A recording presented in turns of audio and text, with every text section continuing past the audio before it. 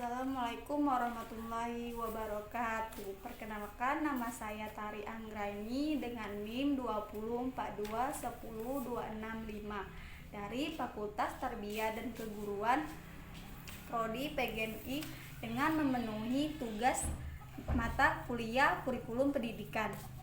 Dosen pengampu Ibu Ica Wendani Anissa MPD.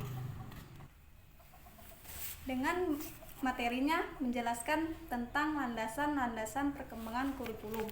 Sebelum itu, saya akan menjelaskan tentang landasan dari kurikulum. Landasan berarti tumpuan dasar atau alasan atau tempat tumpu atau titik tolak atau dasar pijakan. Sedangkan kurikulum adalah rencana pembelajaran dan pengaturan mengenai bahan pembelajaran yang dapat pendomani dalam aktivitas belajar dan mengajar. Baiklah, di sini saya akan menjelaskan tentang landasan psikologis. Landasan psikologis dapat didefinisikan sebagai suatu landasan yang dijadikan sebagai titik tolak dalam proses pendidikan, yang membahas berbagai informasi tentang jiwa atau psikis manusia yang selalu mengalami perkembangan dari bayi hingga usia lanjut, sehingga dapat memudahkan melaksanakan proses pendidikan. Landasan psikologis pendidikan merupakan salah satu landasan yang penting dalam pelaksanaan pendidikan, karena keberhasilan pendidikan dalam menjalankan tugasnya sangat dipengaruhi oleh pemahaman tentang peserta didik. Psikologi berfungsi untuk mengubah, mempengaruhi, serta mengendalikan perilaku seseorang.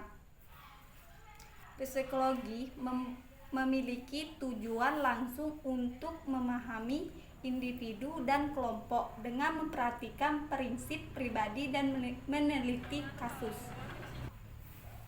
Psikologi dibagi menjadi 4 bidang peminatan yang dapat dipilih salah satu oleh mahasiswa, yaitu psikologi pendidikan dan perkembangan, psikologi pribadi dan sosial, psikologi instruksi dan organisasi, psikologi klinis dan kesehatan mental. Psikologis dan ilmu pendidikan tidak dapat dipisahkan salah satu dengan yang lain, karena antara psikologis dengan ilmu pendidikan sebagai suatu disiplin bertujuan memberikan bimbingan hidup manusia sejak ia lahir sampai mati. Landasan psikologis dalam penggambaran kurikulum ialah suatu landasan dalam proses pendidikan yang membahas berbagai informasi tentang kehidupan manusia pada umumnya, serta gejala yang berkaitan dengan aspek kurikulum pribadi manusia serta tahapan usia perkembangan tertentu untuk mengendali dan menyikapi anak didik. Adapun contoh penerapan psikologis dalam kehidupan sehari-hari.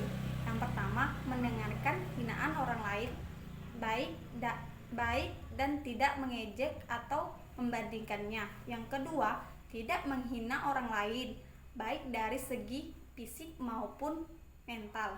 Yang ketiga, menghormati dan menghargai pendapat orang lain, karena setiap manusia memiliki pemikiran yang berbeda.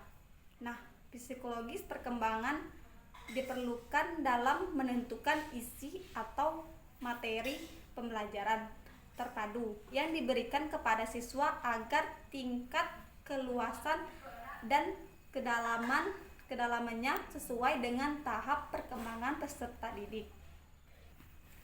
Baiklah, mungkin inilah yang dapat saya sampaikan tentang landasan psikologis. Mohon maaf bila ada salah dan saya akhiri. Wassalamualaikum warahmatullahi wabarakatuh.